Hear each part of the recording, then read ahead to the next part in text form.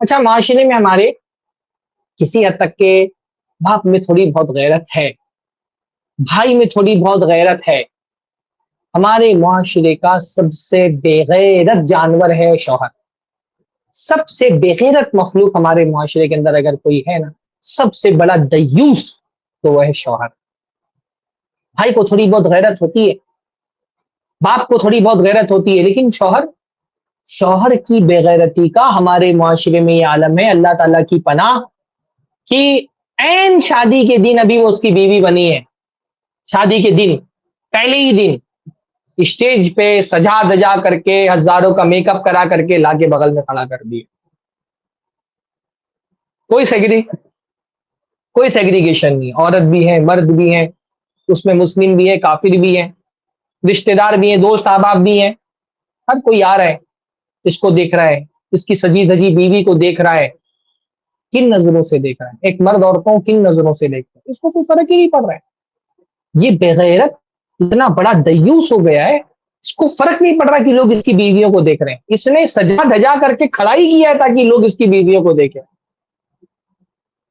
کتنی بےغیرتی کی بات ہے۔ اس کے دوست آ رہے ہیں، ساتھ میں ملا رہا ہے، اپنے دوستوں سے ملا رہا ہے اپنی بیوی کو، کھڑے ہو کر کے گروپ فوٹو لے جا رہی ہے، کوئی فرق نہیں پڑ رہا اس کو۔ وہ کیمرہ مین وہ فوٹو کھینچ رہا ہے اس کی بیویوں کی، اس کی آنکھوں کے سامنے کیمرہ مین اس کی بیویوں کی فوٹو لے، اس کی بیوی کی فوٹو لے رہا ہے، اس کو فرق ہی نہیں پڑ رہا، اس کو فرق ہی نہیں پڑ رہا ہے۔ اتنا بے غیرت ہو جائے؟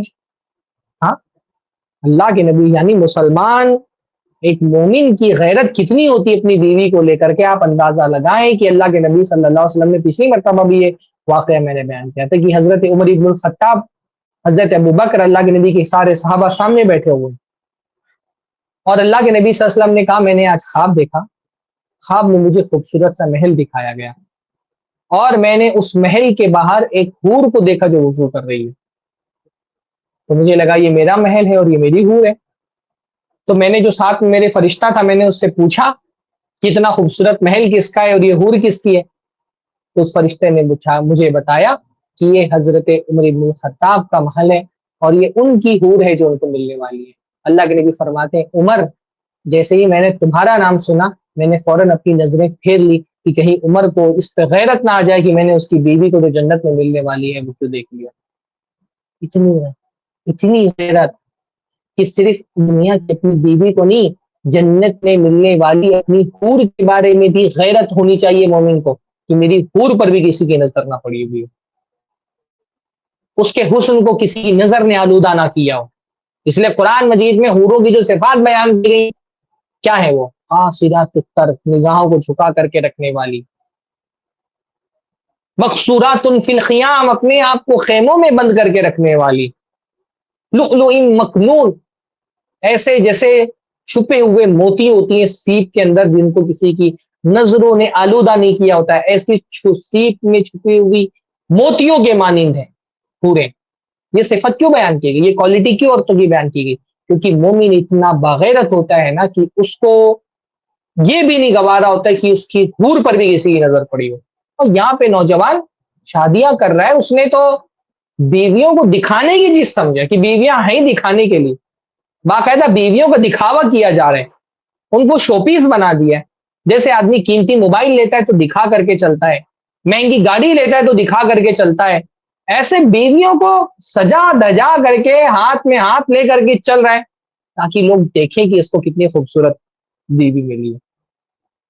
اپنی بیویوں کی تصویریں، بعض دیوس قسم کے مرد ہوتے ہیں ہمارے معاشرے کے اندر، اپنی بیوی کی تصویریں شیئر کرتے ہیں سوشل میڈیا پہ، فیس بک پہ لگا رہے ہیں، انسٹاگرام پہ لگا رہے ہیں، ہنی مون منانے جا رہے ہیں۔ بھائی مناؤ ہنی مون، شریعت انجوائے کرنے سے نہیں روکتی، ہماری شریعت تو انجوائے کرنے کے لیے جتنا اسکوپ دیتی ہے اتنا دنیا کا کوئی دین نہیں دیتا، پر خود انجوائے کرو نا، دوسرے کو کیوں انجوائے کراتے ہو؟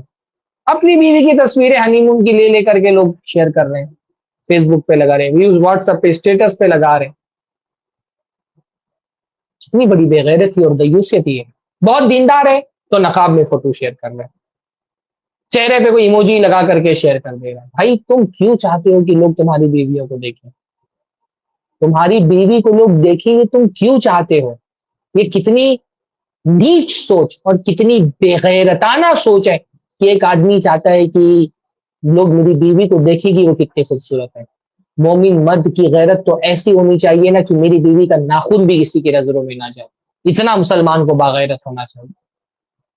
اس لیے پہلا کام معاشرے میں اگر بے حیائی ختم کرنی ہے نا، فحاشی اور بے حیائی سے اگر معاشرے کو بچانا ہے تو پہلا پہلی محنت تو تقوی پہ کرنی ہے. تقوی کے بعد دوسری محنت مردوں کے اندر غیرت پیدا پہ کرنی پڑے گی. آج غیرت کس چیز کو کہتے ہیں نا، یہ ذہنوں سے نکل گیا کہ غیرت نام کی بھی کوئی چیز ہے، یہ بھی کوئی صفت ہے جو ایک انسان کے اندر ہونی چاہیے. یعنی آپ جو صورتحال اس وقت جو عالمی سطح پر ہے کہ میں نے جو ہے وہ ایک امریکہ کی کسی مسجد کا، کسی اسلامک سینٹر کے ایک عالم دین کا جو مصر سے تعلق رکھتے تھے، ان کا میں نے ایک واقعہ پڑھا کہ بھئی وہ ان کے پاس کوئی بندہ آیا اور اس نے کہا کہ میرا بچہ جو ہے وہ ایک نامحرم لڑکی کے ساتھ ناجائز تعلق میں ملوث ہے اور میں ایک دیندار انسان ہوں، تو امام صاحب میں آپ سے چاہتا ہوں کہ آپ جو ہے نا وہ میرے بچے کو سمجھائیں کہ وہ ان برائیوں سے توبہ کرے اور اس قسم کی بے حیائی سے باز آ جائے. امام صاحب نے کہا بالکل، آپ اپنے بچے کو لے کر کے آئیے اور میں اس کو سمجھاتا ہوں کہ اس بے حیائی سے اور اس زنا کے رشتے سے، ایک ناجائز ریلیشن سے توبہ کرے. امام صاحب عربی تھے، مصر سے. تو وہ نوجوان کو لے کر کے اس کا باپ مسجد میں حاضر ہوا. امام صاحب نے اپنے طور پہ تیاری کی ہوئی تھی کہ مجھے کیسے کاؤنسلنگ کرنی ہے. وہ حدیث ان کے ذہن میں تھی کہ بھائی اللہ کے نبی صلی اللہ علیہ وسلم سے ایک آدمی نے زنا کی اجازت مانگی تو اللہ کے نبی نے اس کو غیرت دلائی کہ بھائی کیا تم پسند کرتے ہو کہ تمہاری بہن سے، تمہاری ماں سے، تمہاری خالہ سے، پھوپھی سے کوئی زنا کرے؟ اور جب عورت آدمی سے یہ بات پوچھی گئی تو اس نے کہا کہ میں پسند نہیں کرتا ہوں. تو اللہ نے فرمایا تم بھی جس کے ساتھ زنا کر رہے ہو وہ بھی کسی کی بہن ہے، کسی کی خالہ ہے، پھوپھی ہے، ماں ہے. تو امام صاحب نے سوچا یہ بڑا مؤثر نبوی تربیت کا طریقہ ہے، تو اسی طریقے سے اس بندے کی بھی تربیت کروں گا جو نوجوان آ رہے ہیں. تو جب وہ نوجوان آیا سامنے بیٹھا تو امام صاحب نے اس کو سمجھانا شروع کیا کہ بھائی تم جس کے ساتھ ناجائز تعلق رکھے ہو وہ کسی کی بہن ہے، ذرا بتاؤ کوئی اگر تمہاری بہن کے ساتھ اس طرح کا ناجائز تعلق رکھے تو تم اس کو پسند کرو گے؟ تو اس نوجوان نے یہ جواب دیا کہ اگر میری بہن اس بات سے راضی ہے تو میں کوئی حق نہیں مجھے پہنچتا کہ میں اس پر اعتراض کروں. اگر میری بہن راضی ہے تو رکھے ہو کسی کے ساتھ ناجائز تعلق، کوئی اس کے ساتھ ناجائز تعلق رکھے، I am okay with it, میں اس کے ساتھ کوئی مجھے پرابلم نہیں. وہ جو امام صاحب نے ذہنوں میں غیرت کا حوالہ سوچ کر کے تربیت کا نسخہ اپنایا تھا نا، جب وہ نسخہ کب کامیاب ہوگا؟ جب مردوں کے دل میں غیرت ہوگی. جب مردوں کے دل ہی غیرت سے عاری ہے تو کوئی فرق نہیں پڑتا اس کو وہ کسی کی بہن کے ساتھ زنا کر رہا ہے، اس کی بہن کسی اور کے ساتھ زنا کر رہی.